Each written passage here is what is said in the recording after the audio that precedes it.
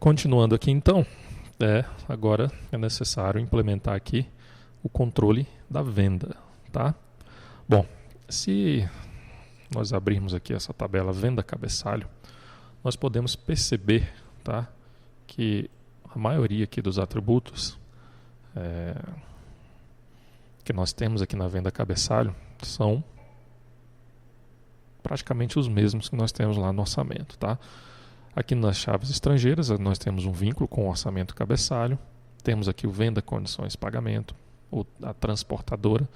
Lá no orçamento não tem o tipo nota fiscal, tá? Aqui já tem um vínculo com o tipo de nota fiscal, cliente e o vendedor, tá? Temos aí data da venda, data da saída, hora da saída, número da fatura, taxa de comissão, o valor total, tipo de frete, forma de pagamento, entre outros, ok?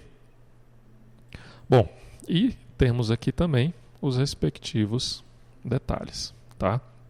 O procedimento, para poder criar essa tela de venda é praticamente o mesmo que nós fizemos para criar aqui a tela do orçamento, tá? Então você vai criar aí os services, na verdade os services já estão criados, você vai criar aí o venda component, o venda detalhe component, inserir os componentes, no caso os componentes lá do Prime NG,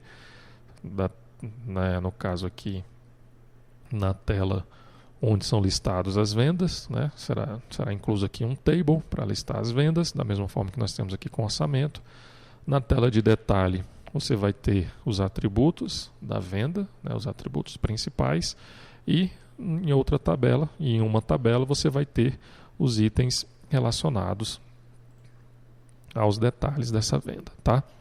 Um item que você deve realizar, tá? Também como exercício, é o seguinte. Aqui no caso da venda, nós temos um atributo, chamado ID Venda Orçamento Cabeçalho, tá? Que no caso aí é uma chave estrangeira.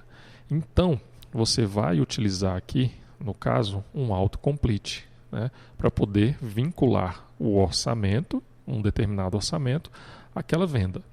E o que você vai realizar durante esse procedimento? Então, quando o usuário selecionar um orçamento, você vai fazer o seguinte, você vai pegar, no caso aqui, você vai pegar os dados do orçamento, definir, no caso do orçamento cabeçalho, definir os dados do venda cabeçalho e vai pegar também os dados de cada orçamento detalhe e definir em cada item da venda detalhe, ok?